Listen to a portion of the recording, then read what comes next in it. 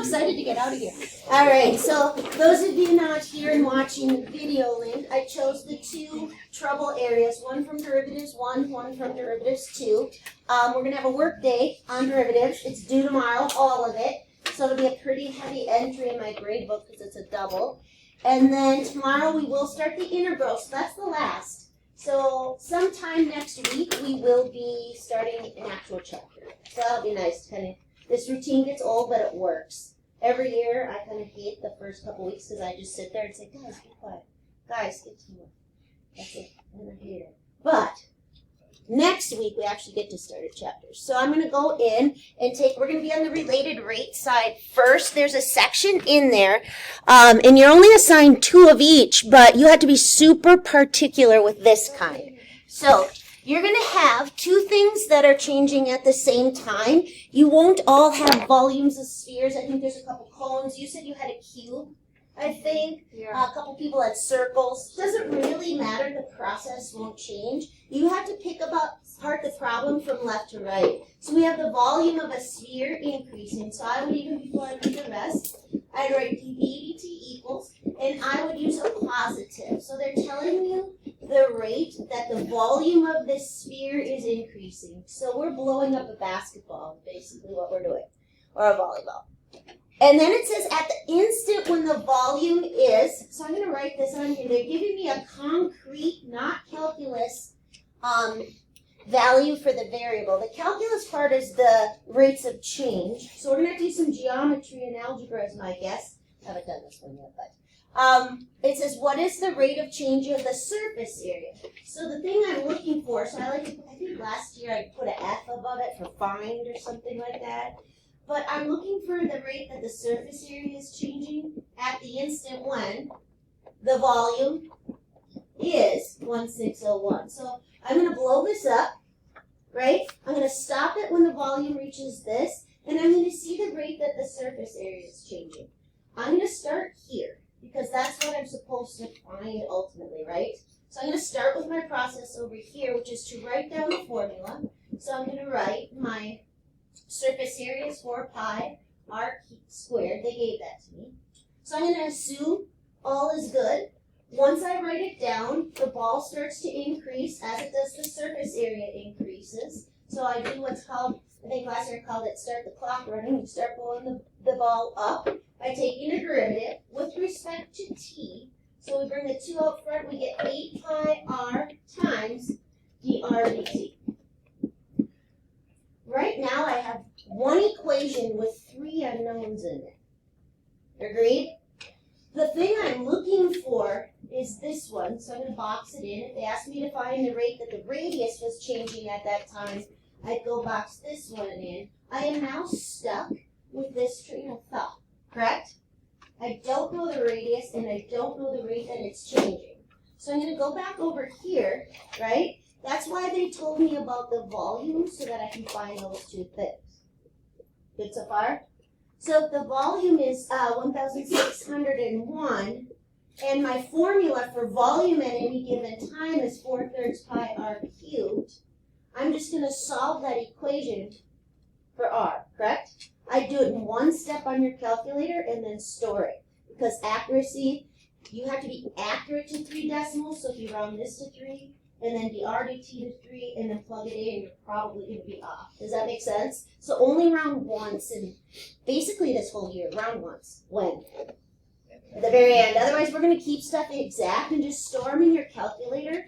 So I'm going to take the cubed root of, right? R would equal the cubed root of, so that will get rid of this. And so go to your calculator, and you're going to hit math. Is it 4 or 3? 4, I think. Math, and then the 4th one down is a cubed root. So we're going to go math 4, and then just wait. I'm going to need to take that 1601 and divide it by 4/3 pi. But there's a couple things you have to tell your calculator when you enter that. You first will need to group the whole denominator in. Otherwise, it's going to divide and then multiply by pi. Same with the 4/3. Otherwise, it's going to divide by 3. Again, you're going to need some parentheses in there. And I'm going to have you try it on your calculator, and I already did. So I'm going to pop it up and you need to work your calculator until you get 7.257146. I have an extra set of parentheses, I think. Unless, does the calculator automatically put the left one in? Like when you hit math, 4 was the left one automatically in there? Okay, then I have the right amount. All right? So do it until you can type it in right, and then you have it typed in right, and then hit store. And I'm gonna have to do that with, well, here, I think this will work. And then hit store, and let's put it in R since it stands for the radius. So I'm gonna go store, and my R is above multiplication. So I'm gonna hit alpha R. Now I don't even need to worry about it. All I need to hit for that number is R. So can you just wave at me when you've got that going on your screen? We're all stored and good? Yep. The store button is down right next to the 1. What's your question? Well, from what it looks like is that you're dividing by 3 pi. When you were saying it earlier, it sounded like the pi was on top of in the numerator. No, the pi's in the denominator. Okay. All right. So the next thing I'm going to do is hide this sucker. And I'm going to go back. This is now taken care of, so I think I'm just going to put a little check mark on it. No, I have it stored correctly in R. Are we good with that? And so I'm just going to write R here because I don't really care. It's done, it's stored, it's ready to rock and roll. So how am I going to get the other missing variable, guys, like dr dt? What haven't I used up here yet? The volume's rate of change. So I'm going to go erase this, and I'm going to take into account that I know that the volume was 4/3 pi r cubed, and I already used that to figure out the R. That's geometry, right? We do that in our geometry class like a lot in our shapes unit, just solving. But now I'm going to say, well, dv dt also was given to me, and once I start the volume increasing, I bring the 3 out front, I get 4 pi r squared times what? Times what? dr dt. Yeah, and that's the one I need to find, so I'm going to circle that. You got to kind of keep it. This is a really good problem for many reasons. And R is already stored. So I'm going to take my 4407 that it says my dv dt is. I will divide it by 4 pi r squared, but what are you going to need to do with that? Put it in what? Parentheses. And bring in your R using alpha. So you're basically on your calculator. I'm going to go back to mine. I'm going to clear that off. Oops.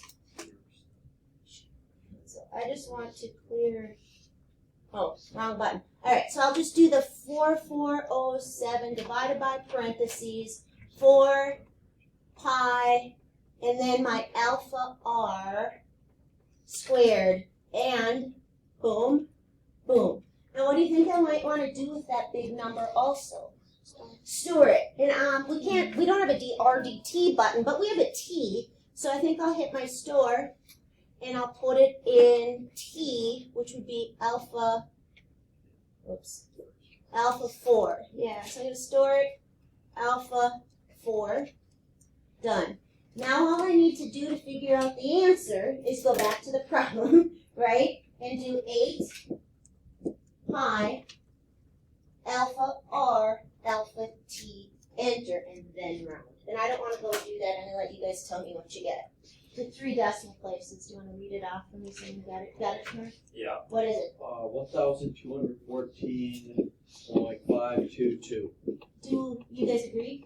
Yes. Okay. And that's what you enter. So when you get to that section, you only have to do 2. Not very many. But do you see how accurate you have to be? So only round once, round at the end. Whatever equation you're trying to find a variable for, use the other ones to get the missing pieces. All right, the next one that I was looking is on derivatives 2. It's the one, it says function analysis with E or something like that. There are lots of red X's on this one, and this has really good math in it too. Again, you only have to do 2, so you might get lucky and not get one of these ugly ones, but some of you are going to get kind of an ugly division problem. So here we go. We need to find where our function is decreasing. We know our derivative needs needs to be less than 0. So we're going to end up making a sign line. What will go on it? All critical values, which are places where the derivative equals what? Or does not exist. So watch that, because it's what that was you yesterday, right, Avery? She did where it equaled 0, and you forgot the undefined one. Yeah. And then she went through all this. They're labor intensive, which is why you're only doing 2, but you really have to have your poop in a group. So I'm going to leave my sign line undone, but I know my f prime has to equal 0 and put a big capital or d and e. Functions can change increasing and decreasing status at places where a derivative does not exist. They can also do it at asymptotes, like they go up to the left and down to the right. So you have to consider those. So with my derivative, I'm just going to be really careful with it. This one's kosher rule. So I will do low, d high, which would be e to the u, du, which would be what, negative 6x. You guys got to watch me. There's a lot of work on this one. One of you who had a red X had this one. Someone who's done. So one of you 6 had this exact problem. One of the 6 who are done. It was yours, Greta? Okay, because I guess you where the red X's are for the people who got it wrong, and I stole them. So that other problem should have looked familiar to one of you 6 as well. The related rate. Okay, so that's low d high minus, right? High e to the negative 3x squared minus 5x. D low, which is going to be a negative 4, but I'm subtracting, so watch my sign change. We good? Plus 5x. Oh, thank you so much. Watch that. That error, that one little thing, whatever. You just got to be super careful. All right, we're going to draw a line, and we'll square below, so I'm going to just put 16x squared. I now have one candidate for my sign line. You know what it is? 0. The derivative doesn't exist at 0. So I'm going to just go throw a 0 on here. I might need to scoot it over. Then on the top, I have to figure out where the numerator equals 0. And to do that, you have to factor, and it's not a nice factoring. But the process is the same. You need to pull out what they have in common. Agreed? What do these two terms have in common? The e to the negative 3x squared plus 5x is going to get pulled out of both of them. So I think I'm going to go cross it off right now because I'm going to factor it out of both. I'm just trying to keep myself organized. Yes? Can you pull a 4 too? And a 4. Mm-hmm. Or a negative 4, right? But I think most people would do what Shenard said and do a 4, so I'll do a 4. Okay? But I have to be careful then, right? Because when I pull out a 4, what's going to be left over here? But what's going to be left over here?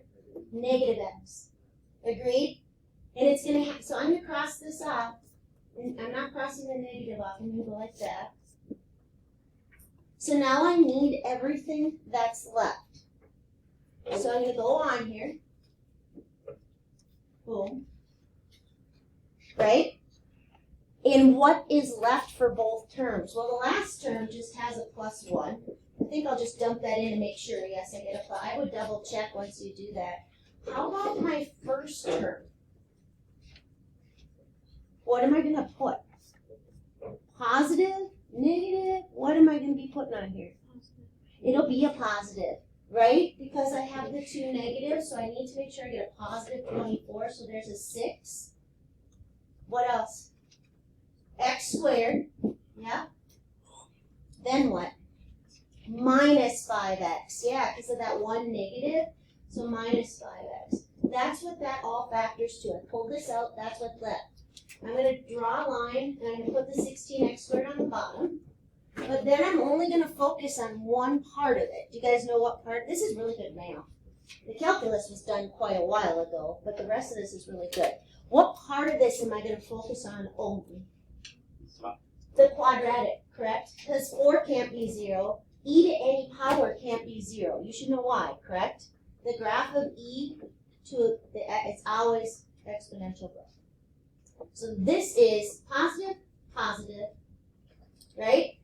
I already took care of the 0 that's causing undefined. So I just need to, on the top, factor that guy. So let's see. I'm gonna do a 3x and a 2x is probably what it is, right? Oh, that was nice factoring. Now I have 2 zeros. Where are they?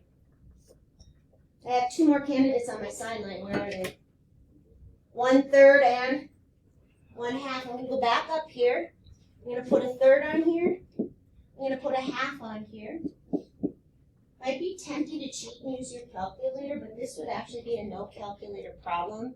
It would never be a multiple choice, but a candidate for part of an FRQ probably. So I'm going to rewrite this just because now I have to go do a sign analysis. So I'm going to go like that, and I'm going to go like that. All right. My sign analysis, though, this doesn't affect it, because what is this always? That's always positive, so I'm not even going to worry about that. 4 is always positive. Agreed? E to the whatever is always positive. So I don't really need to consider anything except the product of these two. So you see kind of how I'm thinking about it, Joel? So first thing, my last critical value was a half. I'll just pick some number bigger than a half, like 5. I'd have a positive times a positive. I'm going to go back up here and put a positive. Then what?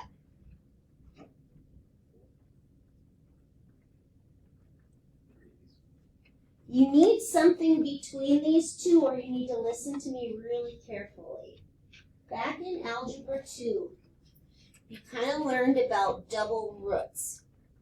They occur when things are squared, and if you remember from Algebra 2, they cause a lot of times bounces on graphs there, correct? Do you remember that?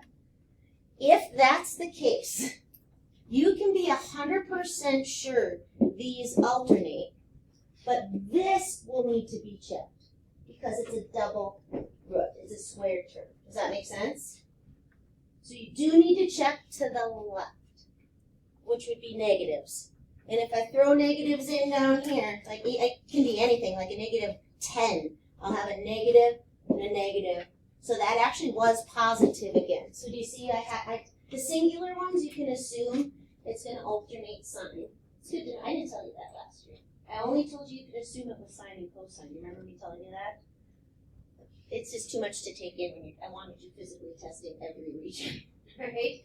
But it helps in here. So the answer to the question would be this open interval. You type it in and you go. All right, I'm going to stop recording here.